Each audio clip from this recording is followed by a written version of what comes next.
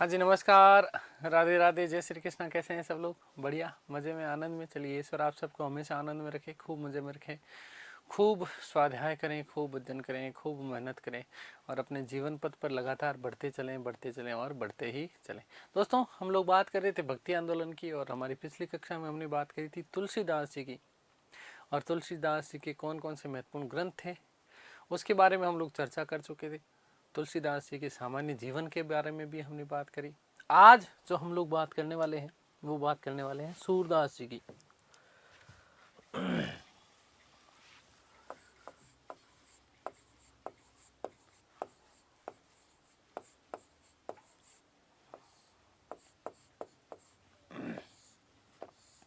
सूरदास जी, सूरदास जी की यदि बात करते हैं तो इनका जन्म 1478 ईस्वी में माना जाता है, रुणकता में माना जाता है। ठीक है, रुणकता की यदि हम बात करते हैं, कहाँ पर? रुणकता। और रुणकता की यदि हम बात करते हैं तो आगरा और मथुरा का जो मार्ग है दिल्ली के निकट है। सिही नामक ग्राम वस्तुतः वहाँ पर इनका क्या माना जाता है? जन्म माना जाता है। इनके पिता की यदि हम बात करते हैं, इनके हम पिता की यदि बात करते हैं तो पिता का नाम रामदास मिलता है। पिता का नाम क्या मिलता है? रामदास। सूरदास जी के बारे में अनेक किंवदंतियां प्रचलित है। क्या किंवदंतियां प्रचलित हैं? पहले तो खैर इनके बचपन का नाम बात कर लेते हैं। तो बचपन का नाम, सूरदास के बचपन का नाम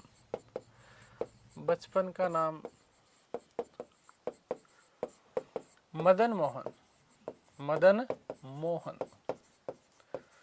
ध्यान दीजिएगा, जन्म 1478 में माना जाता है। ठीक है, कहाँ? रुणकता में, है ना? कहाँ पर? रुणकता में माना जाता है। पिता का नाम क्या है? रामदास। बचपन का नाम इनका मदन मोहन। अब इनके बारे में कई जो है किंवदंतियां प्रचलित है। क्या किंवदंतियां प्रचलित है? ध्यान से सुनिएगा। कुछ लोग ऐसा कहते हैं कि ये जन्मांध थे। कुछ लोग क्या कहते हैं कि ये जन्म से अंधे थे। और जन्मांध का मतलब समझते हो ना, कि जन्म से ही अंधा हो कोई आदमी। ठीक है, और कुछ लोग ऐसा बोलते हैं कि ये जन्मांध नहीं हुआ करते थे। सूरदास जी को बचपन से ही कविताएं लिखने का बड़ा शौक हुआ करता था। तो नदी के किनारे बैठा करते थे। नदी के किनारे बैठ करके सूरदास जी क्या लिखा करते थे? अपनी कविताओं की रचना किया करते थे। वो इसलिए ऐसा करते थे कि वहां पर जब नदी को बहता हुआ देखते थे तो उनको ऐसा लगता था कि मेरे मन में विचारों के हिलोरे जो हैं आ रहे हैं। तो नदी के किनारे बैठ करके पद्यों की रचना करते थे। ऐसा कहा जाता है कि एक बार नदी के किनारे बैठे बैठे ये पद्य की रचना करने के लिए जा रहे थे, नदी पर जा रहे थे। और उसी समय देखा कि इस नदी में एक बहुत ही दिव्य सुंदरी स्नान कर रही है। वो सुंदरी को देखते हैं और उस पर मोहित हो जाते हैं, उनको प्रेम हो जाता है उससे। क्या हो जाता है? प्रेम हो जाता है। दोनों का मेल मिलाप बढ़ता है। रोजाना सूरदास जी वहीं नदी पे बैठते हैं उसके साथ में और कुछ पद्य लिखते हैं, उसकी सुंदरता का वर्णन भी करते हैं। दोनों में विवाह तक की बात होती है। विवाह का वादा कर लिया जाता है दोनों में। और जब विवाह का वादा हो जाता है तो उसके बाद में कुछ परिस्थितियां ऐसी होती है कि जिस देवी से उन्होंने प्रेम किया था, जिस कन्या से उन्होंने प्रेम किया था, उस कन्या का विवाह किसी और के साथ में हो जाता है। उस कन्या का विवाह किसी और के साथ में हो जाता है। और किसी और के साथ में विवाह हो जाता है तो प्रेमी का हृदय था, आघात लगा।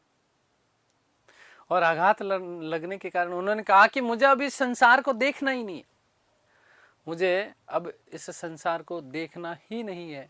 ऐसा कहा जाता है कि भगवान श्री कृष्ण के दरबार पर गए, भगवान श्री कृष्ण के मंदिर पर गए और वहां जाकर के उन्होंने अपनी आंखें फोड़ ली, अपने खुद के नेत्र फोड़ लिए। प्रेम में असफलता मिली और उन्होंने कहा कि ये दुनिया मेरे काम की नहीं है, ये दुनिया मेरे काम की नहीं है, इसलिए उन्होंने अपने नेत्र फोड़ लिए। खैर, इस प्रकार की किंवदंतियां मिलती हैं।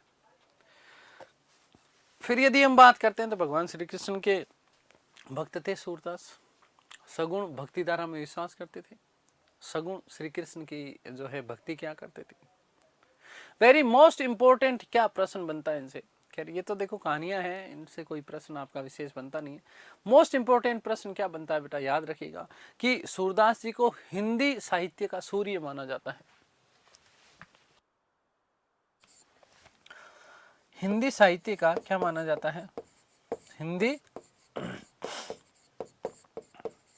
साहित्य का सूर्य माना जाता है। सूरदास जी को क्या कहा जाता है, हिंदी साहित्य का सूर्य कहा जाता है। वेरी मोस्ट इंपॉर्टेंट प्रश्न आप लोगों का ये बन जाता है, ठीक है। दूसरी फिर यदि बात करते हैं तो संपूर्ण जो इन्होंने अपना काव्य जो लिखा वो ब्रज भाषा में लिखा। अपने जो ग्रंथ लिखे, अपने जो इन्होंने ग्रंथ लिखे वो ग्रंथ कौन सी भाषा में, ब्रज भाषा में, ब्रज भाषा में लिखे। कौन सी भाषा में, ब्रज भाषा में लिखे। माना जाता है कि जो सूरदास जो थे वो अकबर के समकालीन थे। किसके समकालीन माने जाते हैं, अकबर के समकालीन माने जाते हैं, ठीक है। सूरदास जी को किसके समकालीन माना जाता है, अकबर के समकालीन माना जाता है। वेरी मोस्ट इंपॉर्टेंट प्रश्न ये बन सकता है, ध्यान रखना इसका, ठीक है। तुलसीदास जी की भी हमने बात की थी, अकबर के काल के दौरान उन्होंने 1574 में रामचरितमानस की जो है रचना की थी। वहीं सूरदास जी को भी अकबर के समकालीन माना जाता है। ये प्रश्न बन सकता है कि कौन सा विद्वान जो है, कौन सा भक्त, भक्ति धारा का भक्त जो है सूरदास के समकालीन था, माफ कीजिएगा कि अकबर के समकालीन था। फिर इनके ग्रंथों की यदि हम बात करें तो इनके कुछ प्रमुख जो ग्रंथ हैं वो ग्रंथ कौन कौन से, सूर से सूर याद रखिएगा, सूर से क्या याद रखना है आपको, सूर याद रखना है, सूर से सूर याद रखना है। मैंने कहा ना नदी के किनारे जाते थे इसलिए सूर सागर, सूर सागर।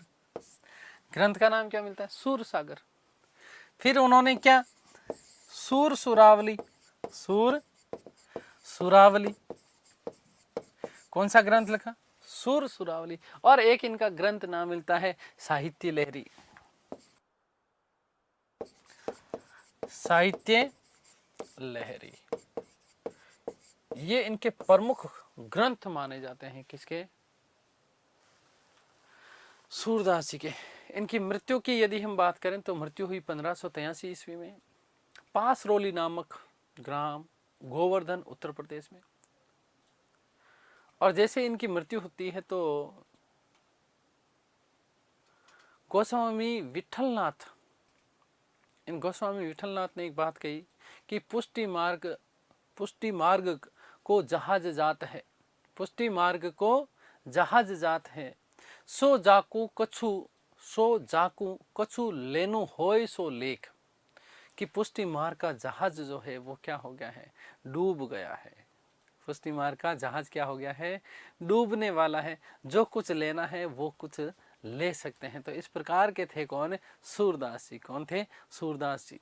आ गई बात समझे। इनके ग्रंथों के नाम पूछ लिए जाते हैं, याद रख लेना। ये महत्वपूर्ण प्रश्न आपका बन जाता है कि हिंदी साहित्य का सूर्य किसे कहा जाता है, तो याद रखिएगा सूरदास जी को कहा जाता है। किसके समकालीन थे, अकबर के समकालीन थे। अपने ग्रंथों की रचना कौन सी भाषा में की है, ब्रज भाषा में की है। कौन कौन से इनके प्रमुख ग्रंथ हैं, सूर सागर है, सूर सुरावली और साहित्य लहरी है। ये कुछ जो है इनके प्रमुख ग्रंथों के नाम है। अब कई जो गाइडें हैं उन गाइडों में अकबर और जहांगीर दोनों के समकालीन बता दिया गया है, लेकिन ये वस्तुतः गलत है। अब जहांगीर के समकालीन कैसे हो सकते हैं। हाँ, ये बात अलग है कि जहांगीर का जन्म अवश्य हो गया था इनके शासनकाल के दौरान ही, इनके समय के दौरान ही जहांगीर का जन्म हो गया, लेकिन इस समकालीन एक तरीके से कहना थोड़ा सा अनुचित होगा, ठीक है। मृत्यु इनकी कब हो जाती है, 1583 में। अब यदि जहांगीर के शासन की बात करें तो आप लोगों को पता है कि जहांगीर तो शासक 1605 में बना था। जहांगीर शासक ही कब बना था, 1605 में। खैर, तो ये चीजें आपको विशेष महत्वपूर्ण रूप से याद रखनी है।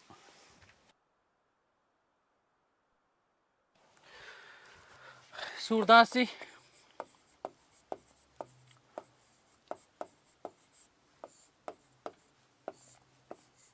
जन्म 1478 ईस्वी में।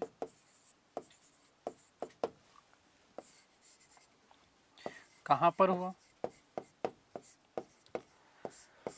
तो याद रखिएगा कि रुणकता नामक ग्राम बताया जाता है। कहाँ पर? रुणकता। और रुणकता कहाँ पर? आगरा मथुरा मार्ग पर। रुणकता है ना, आगरा मथुरा मार्ग पर स्थित है। आगरा मथुरा मार्ग पर स्थित एक छोटे से गांव, एक छोटे से गांव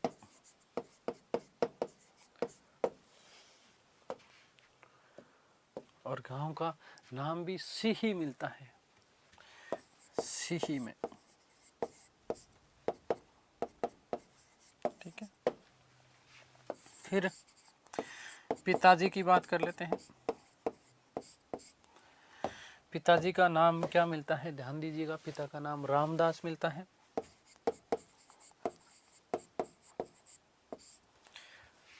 इनके बचपन का नाम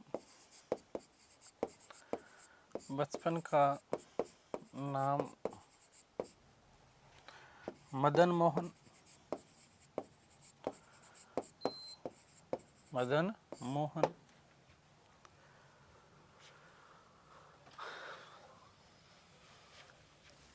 कुछ इतिहासकारों के अनुसार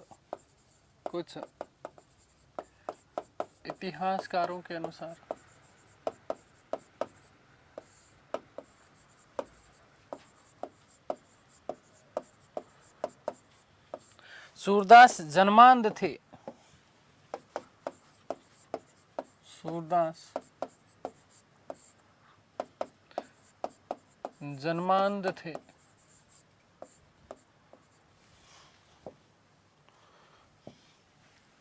जबकि कुछ के अनुसार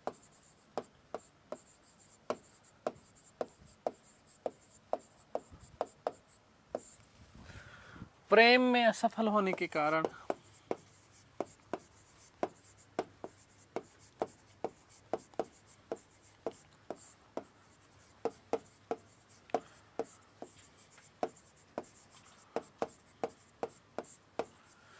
अपने नेत्र फोड़ दिए।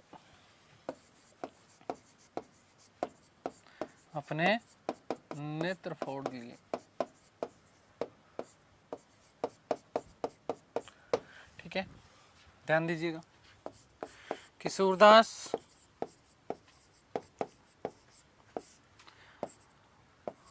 सगुण भक्ति धारा के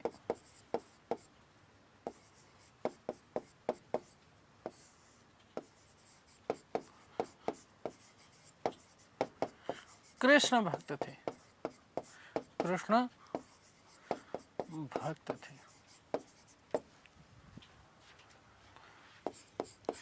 अकबर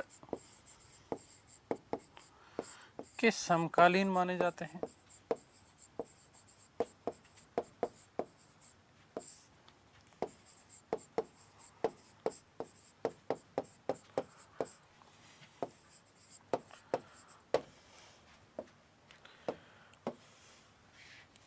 सूरदास का साहित्य योगदान बात कर लेते हैं। सूरदास जी को इम्पोर्टेंट है, ये याद रखिएगा, हिंदी साहित्य का सूर्य माना जाता है। हिंदी साहित्य का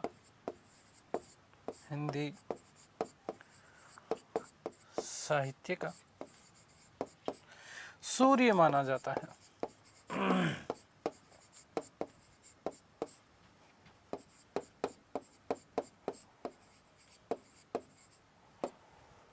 ठीक है, इन्होंने अपने ग्रंथों की रचना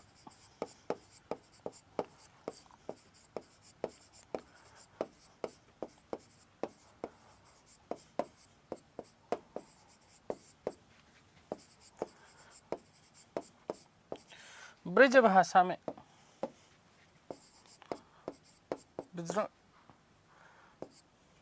भाषा में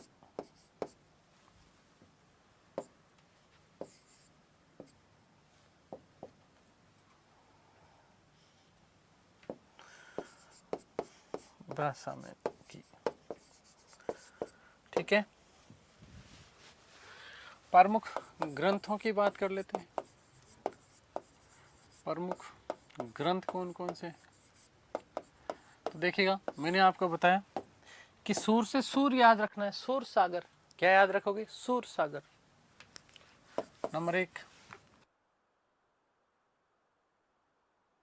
सूर सागर। नंबर 2,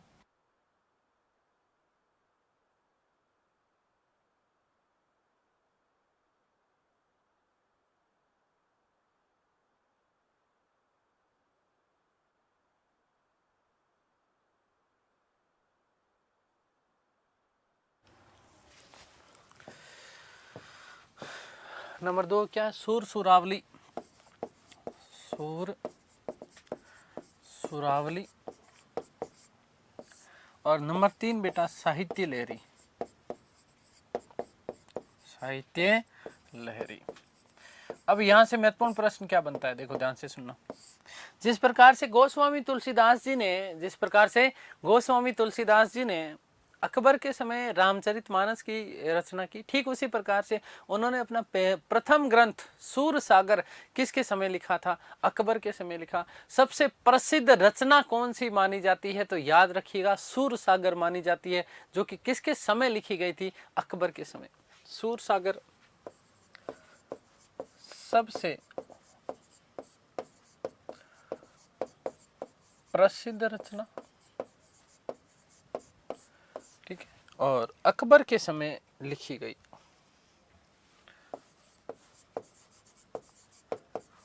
अकबर के समय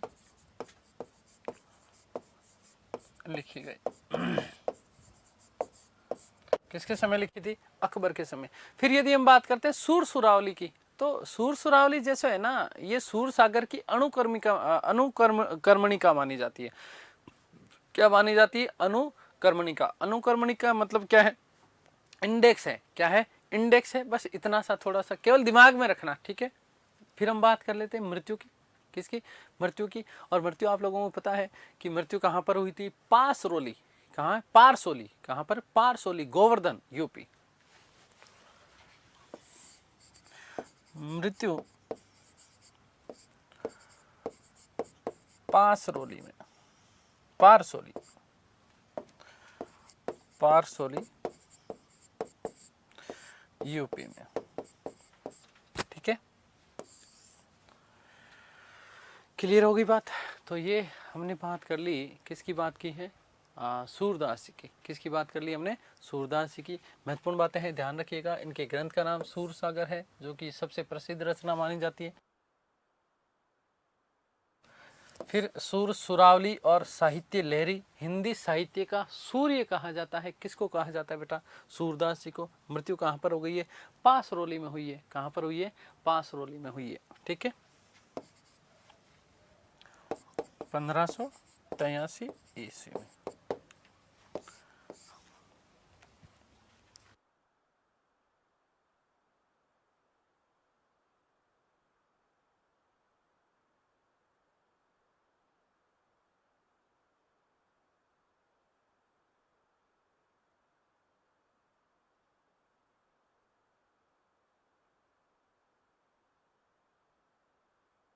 चलिए, तो ये हमने बात कर ली किसकी? सूरदास जी की। अगली जो महत्वपूर्ण हम लोग बात करने वाले हैं, वो बात करने वाले हम लोग वल्लभाचार्य की। वेरी मोस्ट इंपॉर्टेंट है, याद रखिएगा कि वल्लभाचार्य से आपका प्रश्न बन सकता है।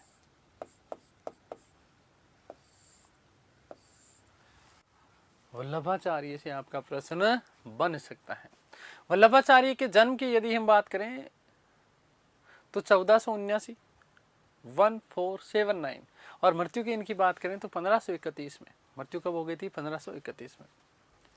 वस्तुतः वल्लभाचार्य की यदि हम बात करते हैं तो सगुण भक्ति धारा के संत थे। किसके? सगुण भक्ति धारा के संत थे। इसमें महत्वपूर्ण बात क्या याद रखनी कि कहाँ के थे, तो तेलंगाना के ब्राह्मण परिवार में इनका जन्म हुआ था। ये पूछा हुआ प्रश्न है कि वल्लभाचार्य कहाँ के थे, तो तेलंगाना के। कहाँ पर? तेलंगाना के। इनके पिताजी का नाम लक्ष्मण भट्ट मिलता है, जबकि माताजी का नाम इलम्मा देवी मिलता है। पिताजी का नाम क्या है? लक्ष्मण भट्ट, और माताजी का नाम क्या है? इलम्मा देवी। ऐसा कहा जाता है कि माता और पिता वाराणसी तीर्थ के ऊपर गए थे और उसी समय वाराणसी के घाट पर वल्लभाचार्य का जन्म हुआ। ध्यान से सुनना, मोस्ट इंपोर्टेंट बता रहा हूं। मैंने क्या कहा? कहां के? तेलंगाना के। और फिर यदि पूछ ले कि जन्म कहां पर हुआ, तो जन्म इनका वाराणसी में हुआ, जबकि मूलतः हैं कहां के? ये तेलंगाना के हैं। आ गई बात समझ में? क्योंकि जब ऐसा कहा जाता है कि इनके माता पिता जब वाराणसी तीर्थ के ऊपर जाते हैं, वाराणसी में तीर्थ करने के लिए जाते हैं, तो उसी समय वहीं पर वाराणसी के घाट पर वल्लभाचार्य का क्या होता है? जन्म होता है। और मूलतः कहाँ के थे? ये तेलंगाना के थे। कहाँ के थे? तेलंगाना के। क्योंकि ये चीजें जहां पर थोड़ा सा डाउट क्रिएट किया जा सकता है ना, वो इस तरीके के प्रश्न आते हैं आपसे, ठीक है, तो ध्यान रखना। फिर यदि हम बात करें तो देखो, इनका जन्म वाराणसी और मृत्यु भी कहां पर हुई है? वाराणसी में हुई है, ठीक है। मूलतः ये तेलंगाना के थे और वाराणसी में जन्म होने के कारण अपनी कर्मस्थली भी किसको बनाया था? इन्होंने वाराणसी को बनाया। इनकी शिक्षा भी, समुचित शिक्षा जो हुई, वो समुचित शिक्षा भी कहां पर हुई है? वाराणसी में हुई है। याद रखिएगा, वस्तुतः कहां के? वस्तुतः तो कहां के? तमिल के थे, ठीक है। लेकिन जन्म कहां पर हुआ है? जन्म वाराणसी में हुआ है। जन्म कहां पर हुआ है? वाराणसी में हुआ है, याद रखिएगा। और मृत्यु भी कहां पर हुई है? मृत्यु भी कहां पर हुई है? वाराणसी में हुई है। कहां पर हुई है? वाराणसी में हुई है, ठीक है। और अपनी इनकी जो शिक्षा हुई, वो शिक्षा भी कहां पर हुई? वाराणसी में हुई। आगे बात समझ क्लियर है? वल्लभाचार्य बड़े महान विद्वान। इनके समकालिक यदि शासकों की यदि बात करते हैं, समकालिक शासक कौन कौन थे, तो यहां से प्रश्न बनता है। देखो ध्यान से सुनना। यदि हम बात करें दक्षिण भारत के साम्राज्यों की, तो विजयनगर साम्राज्य आपने सुना होगा, भारत का प्रथम हिंदू साम्राज्य माना जाता है विजयनगर साम्राज्य। और विजयनगर साम्राज्य के एक शासक थे कृष्णदेवराय। तेनालीरामा की खूब कहानियां आपने सुनी होगी। तो कृष्णदेवराय के समय इन्होंने वहां पर जो है विजयनगर, ठीक है, तमिलनाडु, वहीं पर उन्होंने वैष्णव संप्रदाय की स्थापना की, ऐसा माना जाता है, ठीक है। वैष्णव संप्रदाय की स्थापना करी है इन्होंने। कहाँ पर की है? वल्लभाचार्य ने। कहाँ पर की है? तमिलनाडु में। कहाँ पर की गई है? तमिलनाडु में। ये थोड़ा कुछ चीजें यहाँ पर भी कंट्रोवर्सी मिलती है, आगे बात करेंगे। फिर यदि इनके वाद की बात करें, वाद कौन सा दिया? तब मैंने आपको बताया था कि शुद्धाद्वैतवाद दिया था। कौन सा दिया था? शुद्धाद्वैतवाद। शुद्धाद्वैतवाद वाद कौन सा दिया इन्होंने? शुद्धाद्वैतवाद। शुद्धाद्वैतवाद का मतलब क्या था? जब रामानुज ने भगवान श्री कृष्ण मतलब लक्ष्मी नारायण की पूजा की, राम और सीता की पूजा की, तो उन्होंने कहा कि भाई ये तो शुद्ध नहीं है, ये तो शुद्ध नहीं है। शुद्ध क्या है? बाल रूप। शुद्ध क्या है? बाल रूप है। वेरी मोस्ट इंपोर्टेंट प्रश्न बनता है, ध्यान से सुनना। शुद्ध क्या है? बाल रूप है, ठीक है ना। और बाल रूप किसका? भगवान श्री कृष्ण का, लड्डू गोपाल। क्या चीज है? लड्डू गोपाल। और उसे क्या कहा जाता है? श्रीनाथ जी। क्या कहते हैं हम लोग? श्रीनाथ जी। तो भगवान श्री कृष्ण के बाल रूप की पूजा की, शुद्धाद्वैतवाद का सिद्धांत दिया। आगे बात समझ में क्लियर है ना? पूर्णानंद परब्रह्म पुरुषोत्तम, है ना। पूर्णानंद परब्रह्म पुरुषोत्तम कहते हैं। शुद्ध रूप, शुद्ध स्वरूप की बात करते हैं। कौन बात करते हैं? वल्लभाचार्य। मैंने आपको कहा कि किसके समकालीन? तो कृष्णदेवराय के समकालीन। और कृष्णदेवराय के समय ही उन्होंने, वहां पर ऐसा कहा जाता है कि 2 महान ग्रंथों की रचना की। कौन कौन से महान ग्रंथ थे? एक ग्रंथ का नाम मिलता है सुबोधिनी। क्या नाम मिलता है? सुबोधिनी।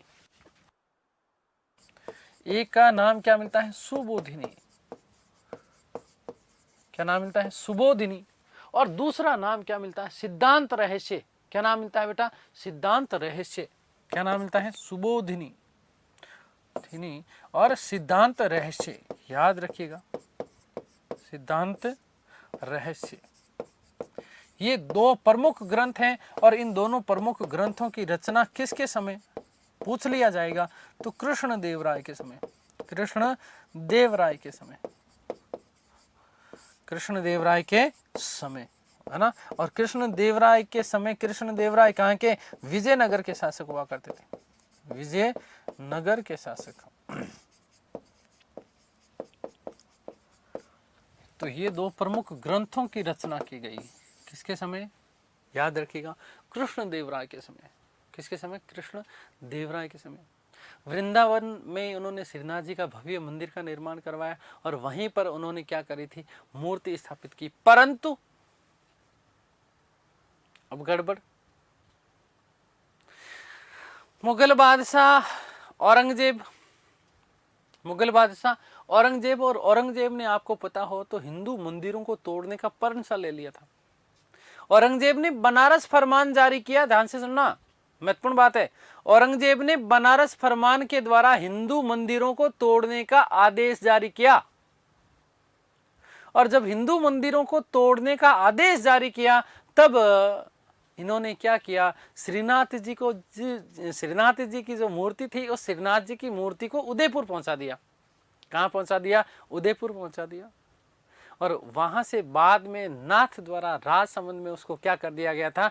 स्थापित करवा दिया गया। ध्यान से सुनना कि किसने, जो है औरंगजेब ने,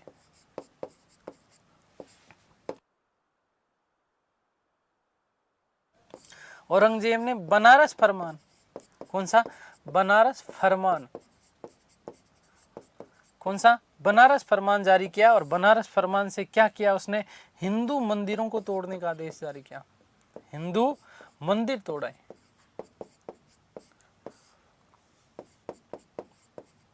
ये प्रश्न भी बनता है आपका कि कौन से फरमान के द्वारा, कौन से फरमान के द्वारा हिंदू मंदिरों को तोड़ने का आदेश जारी किया गया? तो बनारस फरमान, ये वेरी मोस्ट इंपोर्टेंट प्रश्न बनता है। किसने? औरंगजेब ने। और जैसे ही उन्होंने हिंदू मंदिरों को तोड़ने का आदेश जारी किया, इन्होंने श्रीनाथ जी की जो मूर्ति थी वो श्रीनाथ जी की मूर्ति कहां पर पहुंचा दी उन्होंने? श्रीनाथ जी की मूर्ति, श्रीनाथ जी की मूर्ति कहां पर आ गई? उदयपुर आ गई। कहां आ गई? उदयपुर आ गई। ठीक है। इस समय यहां पर जो शासक माने जाते हैं राज सिंह, और इन्हीं राज सिंह के समय वल्लभाचार्य के पुत्र थे जिनका नाम था विठलनाथ। क्या नाम था? विठलनाथ। ये विठलनाथ जो थे, ये विठलनाथ ये मूर्ति जो है लेकर के कहां पर आए थे? उदयपुर आए। कहां पर आए थे? उदयपुर आए थे। दोस्तों एक चीज और ध्यान से सुनिएगा कि वल्लभाचार्य ने जो है रुद्र संप्रदाय की स्थापना की थी। कौन सी संप्रदाय की? रुद्र संप्रदाय। कौन सा संप्रदाय? रुद्र संप्रदाय। कौन से संप्रदाय की स्थापना की थी? रुद्र संप्रदाय की स्थापना की। पुष्टि मार्ग और भक्ति मार्ग में विश्वास करते थे। चैतन्य महाप्रभु के समकालीन माने जाते हैं। चैतन्य महाप्रभु के, ध्यान से सुनिएगा, पहली तो कृष्ण देव राय और दूसरा चैतन्य महाप्रभु। चैतन्य महाप्रभु के भी समकालीन थे जिन्होंने गौड़ीय संप्रदाय की क्या की थी? स्थापना की थी। ठीक है। वल्लभाचार्य के पुत्र विठलनाथ, वेरी मोस्ट इंपोर्टेंट यहां से प्रश्न बनता है, ध्यान से सुन लेना। वल्लभाचार्य के पुत्र विठलनाथ, है ना। और विठलनाथ जो थे, इन विठलनाथ जी को अकबर ने, किसने? अकबर ने गोकुला और जेतपुरा की जागीरें प्रदान की थी। मोस्ट इंपोर्टेंट प्रश्न बनता है, ध्यान से सुनना बेटा, कि वल्लभाचार्य के पुत्र का नाम क्या था? तो वल्लभाचार्य के पुत्र का नाम था विठलनाथ। और विठलनाथ जी को अकबर ने कहां कहां की जागीरें प्रदान की? ये अभी पिछले फर्स्ट ग्रेड में भी आया था प्रश्न। तो कहां कहां की? गोकुला और जेतपुरा की शासन की जागीरें प्रदान की ताकि वो वहां पर अपने जो है मंदिर का निर्माण करवा सके, वहाँ से जो राजस्व प्राप्त हो उस राजस्व के माध्यम से सारी की सारी चीज़ें उनको सुव्यवस्थित रूप में वो स्थापित कर सके।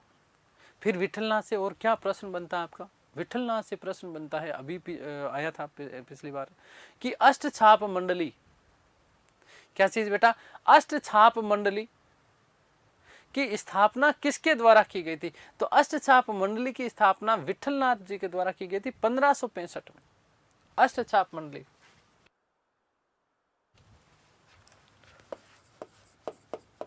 अष्ट छाप मंडली, छाप मंडली 1565 में, ठीक है ना। अष्ट छाप मंडली है क्या वस्तु थे? कुल 8 शिष्य, कितने? 8 शिष्य, और इन 8 शिष्यों में से 4 तो वल्लभाचार्य के शिष्य, 4 तो किसके शिष्य? वल्लभाचार्य के, और 4 विठलनाथ के शिष्य। 4 तो वल्लभाचार्य के और 4 विठलनाथ जी के शिष्य। 4 वल्लभाचार्य के कौन कौन से? कुंभन दास, सबसे पहले कौन? कुंभन दास, फिर सूरदास, फिर परमानंद दास, और एक और आपका कृष्णदास। कुंभन सूर परम, कुंभन सूर परम और कृष्ण, है ना, ये 4 प्रमुख शिष्य माने जाते थे वल्लभाचार्य के। कुंभन दास, सूरदास, परमानंद दास और कृष्णदास। और वहीं पर यदि हम बात करें विठल स्वामी के 4 शिष्य, प्रमुख शिष्य, और 4 प्रमुख शिष्य कौन थे बेटा? गोविंद स्वामी, कौन? गोविंद, छीत स्वामी, चतुर्भुज दास और नंद दास। ये कुल 8 शिष्य, और इन्हीं 8 शिष्यों को मिलाकर के क्या कहा जाता है? अष्ट छाप मंडली कहा जाता है। क्या कहा जाता है? अष्ट छाप मंडली कहा जाता है। और इस अष्ट छाप मंडली की स्थापना कब की गई थी? 1565 ईस्वी, 1565 ईस्वी में। आ गई बात समझ में? अब फिर इसका मतलब ये है कि थोड़ा सा फिर वही वाली बात कि इनके समय को लेकर के क्या रहती है आपकी? कंट्रोवर्सी रहती है। अष्ट छाप मंडली में देखो, ध्यान से सुनना, 8 शिष्य थे। कितने? 8 शिष्य। इन 8 में से 4 तो वल्लभाचार्य के, 4 तो वल्लभाचार्य के। वल्लभाचार्य के कौन कौन से? मैंने बताया, कुंभन दास, कौन? कुंभन दास, सूरदास, फिर परमानंद दास और कृष्णदास, ये 4। और उधर यदि हम बात करें विठलनाथ के, तो गोस्वामी, गोविंद स्वामी, छीत स्वामी, चतुर्भुज दास और नंद दास, ये कुल 8 शिष्य माने जाते हैं। किसके? अष्ट छाप मंडली में। 4 तो वल्लभाचार्य के और 4 किसके बेटा? विठलनाथ जी के। 4 शिष्य, 4 शिष्य तो किसके? वल्लभाचार्य के, वल्लभाचार्य के थे। और इसमें 4 शिष्य जो है किसके हैं? विठलनाथ के। किसके हैं? विठलनाथ जी के। ठीक है। कुल शिष्य कितने हैं? 8 शिष्य हैं। और इन्हीं 8 शिष्यों को क्या कहा जाता है? अष्टछाप मंडली कहा जाता है। मोस्ट इंपोर्टेंट प्रश्न आपका ये बनता है, इसका ध्यान रखिएगा।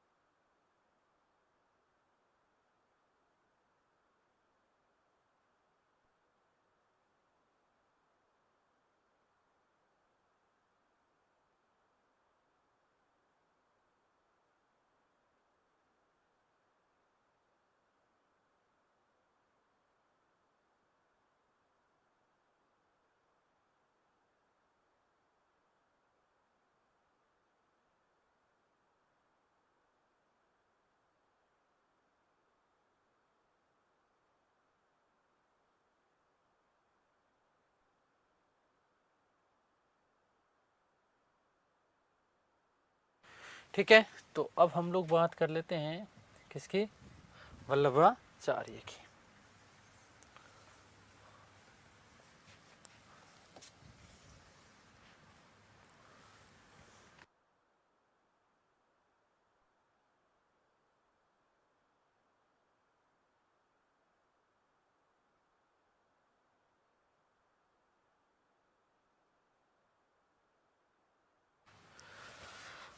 वल्लभाचार्य का जन्म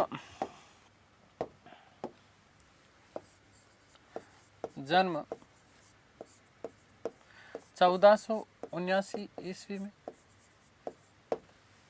जन्म कब हुआ है?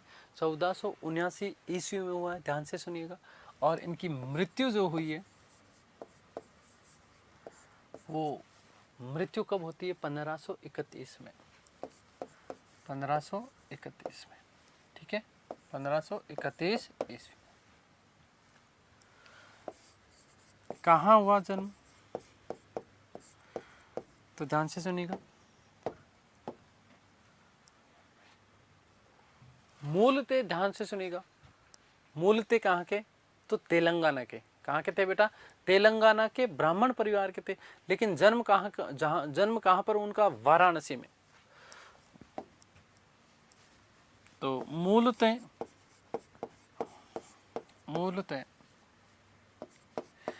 तेलंगाना के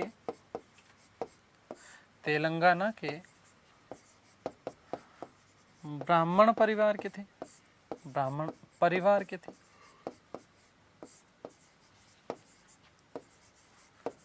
ठीक है, क्लियर?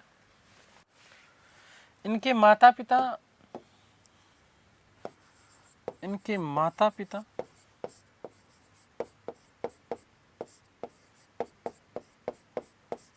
वाराणसी, इनके माता पिता वाराणसी तीर्थ पर आए,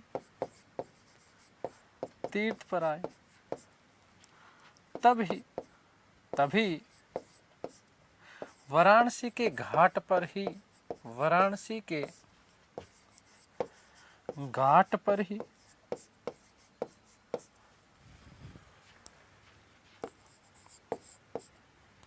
इनका जन्म हुआ।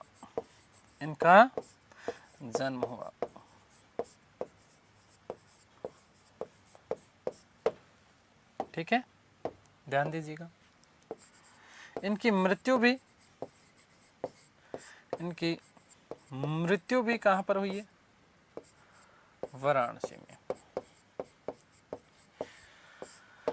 तो जहां पर जन्म हुआ वहीं पर इनकी क्या हो जाती है? मृत्यु हो जाती है। अगली बात समझिए। पिता का नाम लक्ष्मण भट्ट,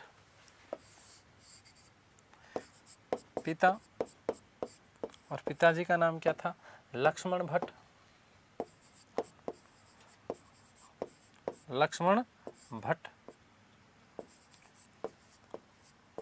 ठीक है। माताजी का नाम याद रखिए, इलम्मा देवी। क्या था? इलम्मा देवी। माता, और माताजी का नाम क्या था बेटा? इलम्मा देवी।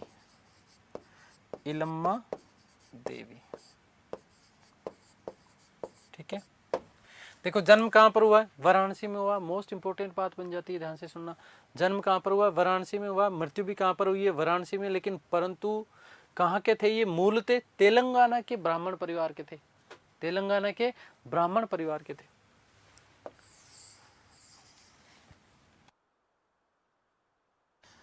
शिक्षा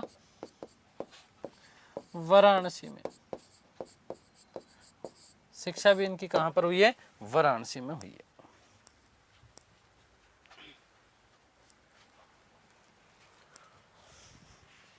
फिर अगला प्रश्न क्या आता है बेटा? याद रखिएगा कि यह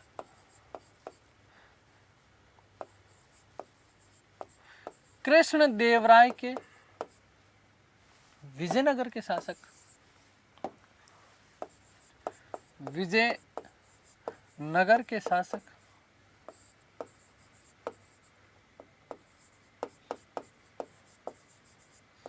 कृष्ण देवराय के समकालीन थे। कृष्ण देवराय के समकालीन थे।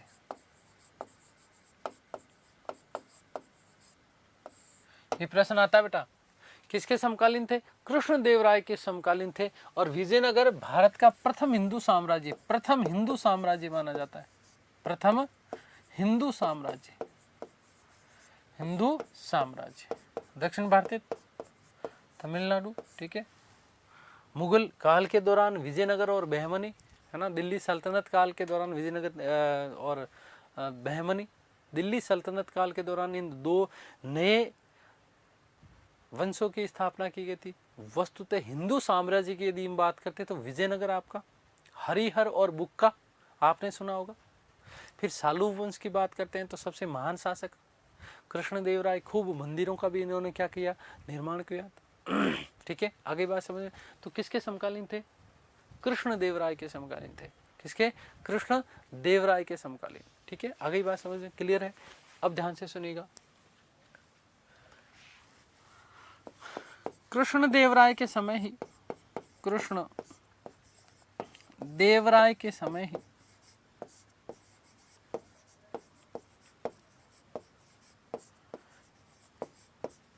इन्होंने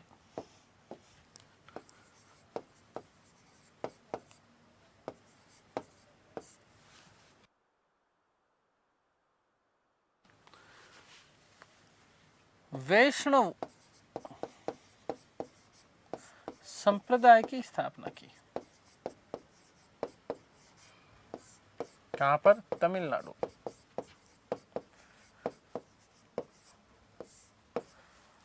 की स्थापना की।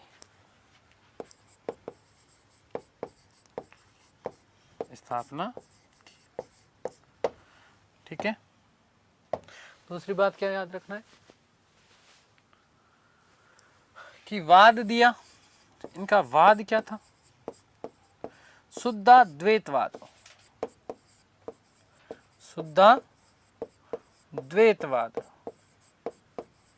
कौन सा वाद था बेटा? शुद्धाद्वैतवाद। क्या किया शुद्धाद्वैतवाद में? भगवान श्री कृष्ण के बाल रूप की पूजा की जाती है। भगवान श्री कृष्ण के बाल रूप की पूजा।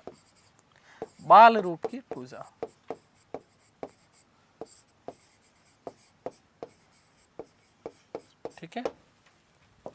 एक चीज यहां पर मैं आपके लिए साइड में लिख देता हूं कि कृष्णदेवराय के समय ही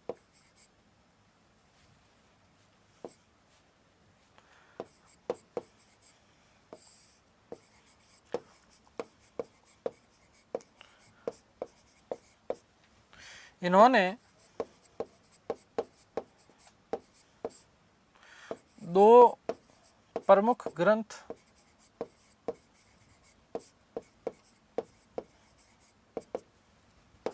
नंबर 1 सुबोधिनी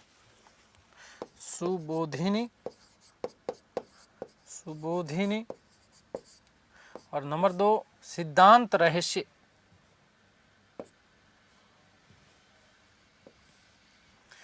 नंबर 2 क्या है? सिद्धांत रहस्य।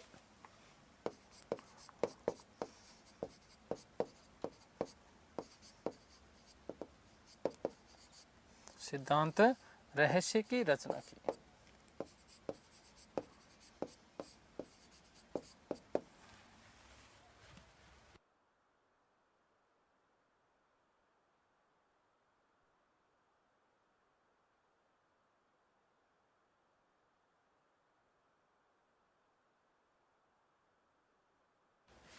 ठीक है, तो ध्यान दीजिएगा क्या कि शुद्धाद्वैतवाद दिया, भगवान श्री कृष्ण के बाल रूप की पूजा की और बाल रूप में ही इसे इस बाल रूप को ही शुद्ध माना। बाल रूप को ही शुद्ध माना। बाल रूप को ही शुद्ध माना।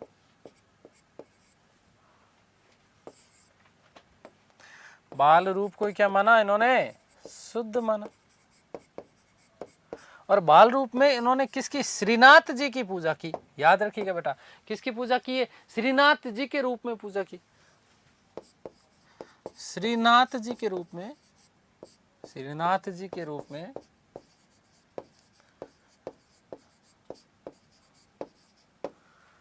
पूजा की। ठीक है, और यहीं पर फिर बाद में वृंदावन में श्रीनाथ जी के भव्य मंदिर का निर्माण करवाया गया और उसमें उनकी मूर्ति स्थापित की गई। परंतु जब बाद में चल करके औरंगजेब ने बनारस फरमान जारी किया, और इस बनारस फरमान में एक आपका महत्वपूर्ण ऑपरेशन और बनता है। हालांकि इसकी बात हम मुगलकालीन प्रशासन में करेंगे हम थोड़ी सी, लेकिन फिर भी अभी इसको दिमाग में याद रखिएगा कि बनारस फरमान के द्वारा औरंगजेब ने कौन से अधिकारी के माध्यम से हिंदू मंदिरों को तोड़ने की जिम्मेदारी कौन से अधिकारी को दी। तो वहां पर उल्लेख मिलता है आपका मुहतसिब का। किसका उल्लेख मिलता है? मुहतसिब। मुहतसिबों की नियुक्ति की उसने। वस्तुतः धार्मिक अधिकारी हुआ करते थे, जनता के नैतिक चरित्र की जांच पर पड़ताल करते थे, इस्लाम के अनुसार अपना व्यक्ति आचार व्यवहार नियमित कर रहा है या नहीं कर रहा है उसकी भी जांच पड़ताल करते थे। और इन्हीं मुहतसिबों के द्वारा उसने हिंदू मंदिरों को तोड़वाया, हिंदू मंदिरों को तोड़वाया। किसने? औरंगजेब ने। कौन सा फरमान था? बनारस फरमान। कौन सा? बनारस फरमान। तो याद रखिएगा कि वृंदावन में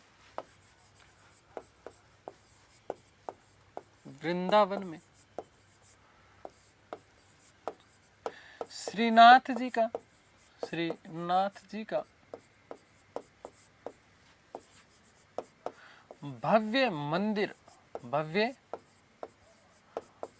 मंदिर बनवाया तथा मूर्ति स्थापित करवाई।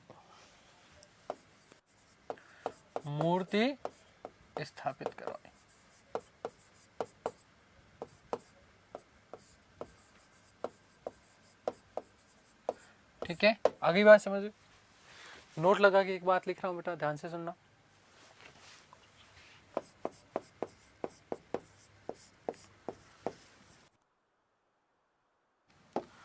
औरंगजेब ने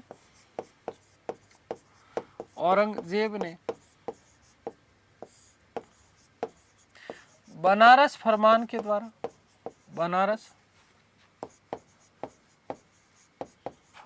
के द्वारा हिंदू मंदिरों को तोड़ने का आदेश जारी किया। हिंदू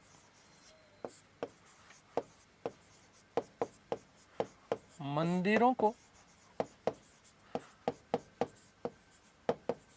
तोड़ने का आदेश जारी किया।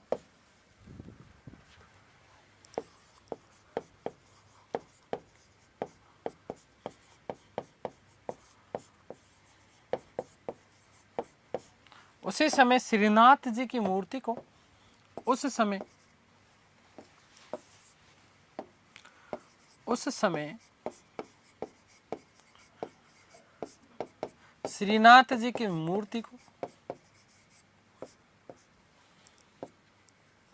श्रीनाथ जी की मूर्ति को उदयपुर पहुंचा दिया गया। उदयपुर कहां पर है? राजस्थान में, पता ना, झीलों की नगरी।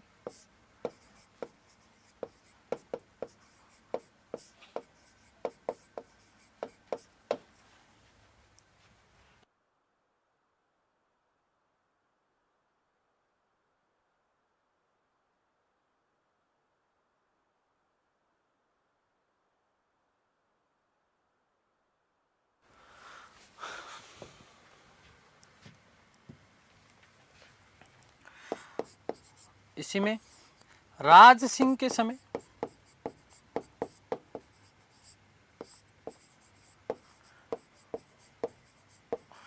यह मूर्ति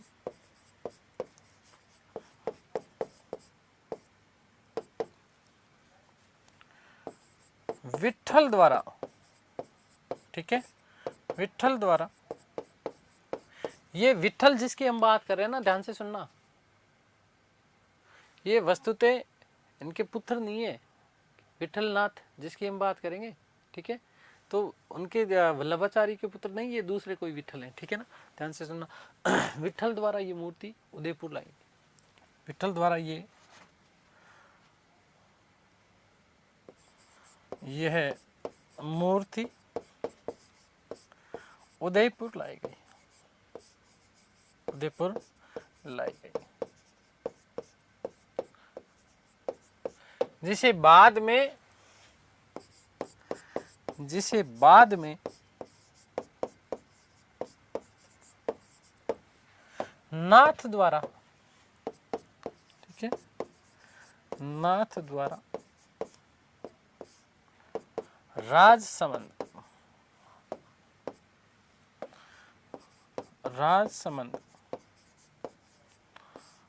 में स्थापित करवा दी गई।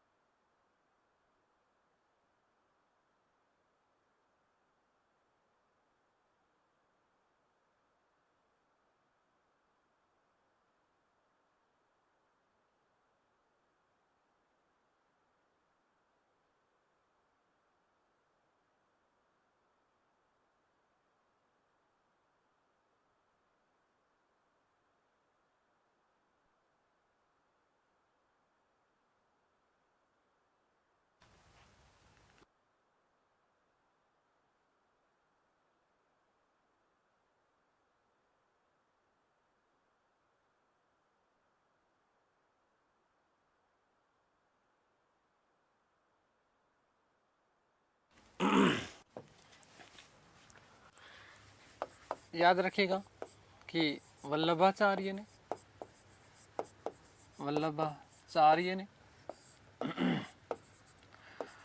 रुद्र संप्रदाय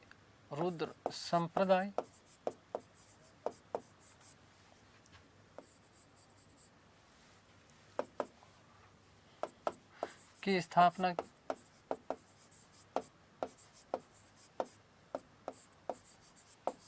कौन से संप्रदाय की स्थापना की है? रुद्र संप्रदाय की स्थापना की है। वेरी मोस्ट इंपोर्टेंट प्रश्न बन जाता है, देखो ध्यान से सुनना। कौन से संप्रदाय की स्थापना की गई है? रुद्र संप्रदाय की। और इस रुद्र संप्रदाय को विष्णु संप्रदाय भी कहा जाता है। क्या कहा जाता है? विष्णु संप्रदाय, ठीक है, विष्णु स्वामी संप्रदाय। इसे विष्णु स्वामी संप्रदाय, विष्णु स्वामी संप्रदाय भी कहा जाता है।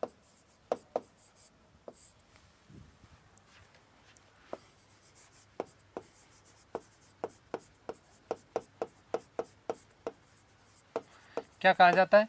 विष्णु स्वामी संप्रदाय। इसके पीछे, कहने के पीछे यहाँ पर कारण दिया है इतिहासकारों ने। ऐसा कहा जाता है कि वल्लभाचार्य का बचपन का जो नाम था वो विष्णु स्वामी था। क्या नाम था?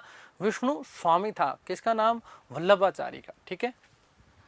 तो याद रखिएगा लास्ट बात इनकी कि वल्लभाचार्य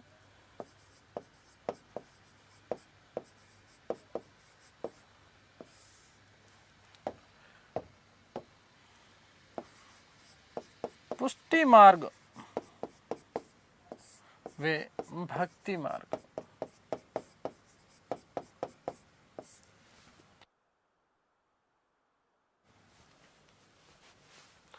में विश्वास रखते थे।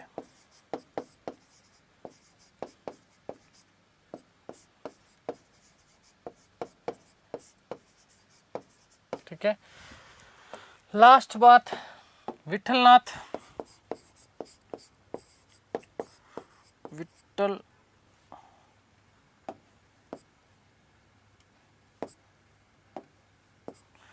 विठलनाथ, ठीक है, कौन थे विठलनाथ? तो याद रखिएगा कि वल्लभाचार्य के पुत्र हुआ करते थे। कौन? वल्लभाचार्य के पुत्र हुआ करते थे। वल्लभाचार्य के पुत्र थे। किसके पुत्र थे? वल्लभाचार्य के पुत्र थे। वेरी मोस्ट इंपोर्टेंट क्या प्रश्न बनता है कि अकबर ने विठलनाथ को गोकुला व जेतपुरा की जागीरें प्रदान की। इंपॉर्टेंट कि अकबर ने, देखिएगा ध्यान से सुनिएगा, अब यहाँ पर अनेक किंवदंतियां मिलती है। क्या किंवदंतियां मिलती है कि विठल स्वामी एक बार, या विठलनाथ जिसे हम बोल रहे हैं, विठल स्वामी या विठलनाथ एक बार यहाँ नाथ द्वारा आए थे, उदयपुर आए थे। ठीक है, और उसी समय उन्होंने भविष्यवाणी कर दी थी कि कोई समय ऐसा आएगा, कोई समय ऐसा आएगा जब यहाँ श्रीनाथ जी की मूर्ति की स्थापना होगी। इस प्रकार की ऐसा कहा जाता है कि उन्होंने भविष्यवाणी कर दी। ये भविष्यवाणी सच भी हुई। कब सच हुई? जब औरंगजेब ने हिंदू मंदिरों को तोड़ने का आदेश जारी किया। ठीक है, तो ध्यान से सुनिएगा। एक तो अकबर के समकालीन है कौन? विठलनाथ। किसके समकालीन है? अकबर के समकालीन है। अकबर के समकालीन थे।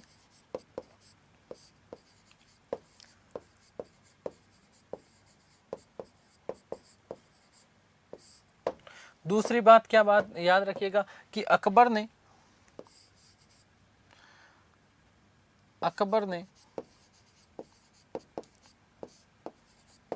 इन्हें गोकुला व जेतपुरा की जागीरें प्रदान की।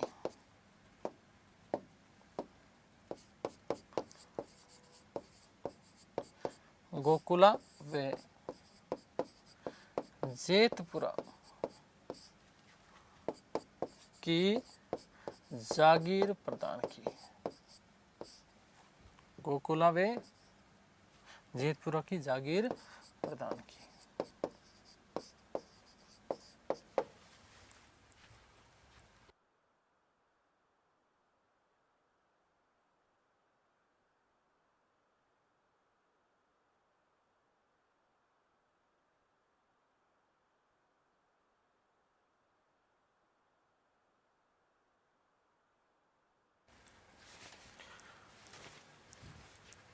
विठलनाथ ने, फिर से इंपॉर्टेंट प्रश्न आपका, विठलनाथ ने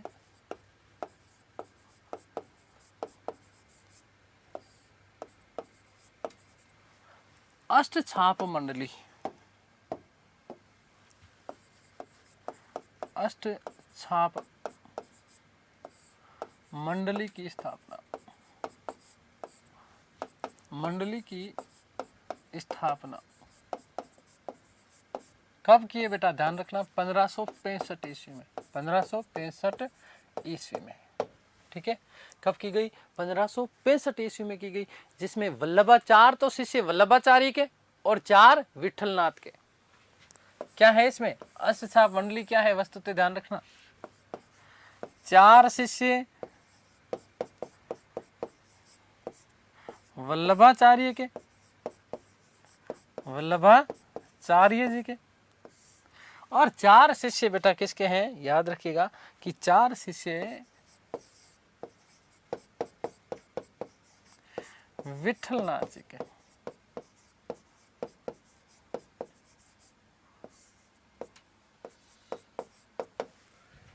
ठीक है, अब ये 4 शिष्य कौन कौन से हैं? सबसे पहला ध्यान से सुनिएगा, क्या है? कुंभनदास,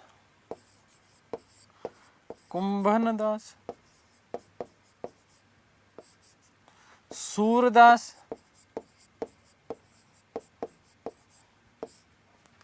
ठीक है। फिर यदि हम बात करें तो याद रखिएगा परमानंद दास, परमानंद दास,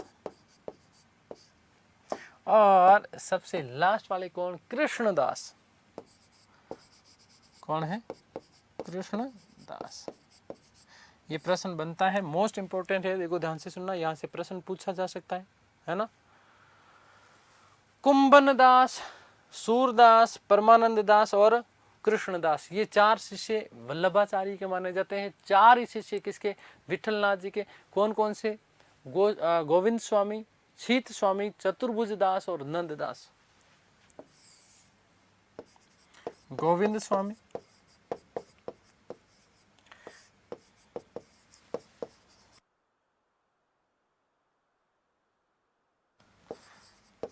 शीत स्वामी, शीत स्वामी, ठीक है।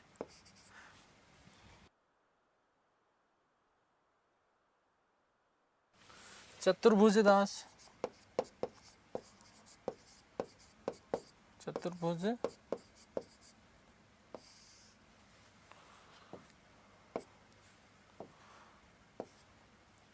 और लास्ट नंददास, नंददास।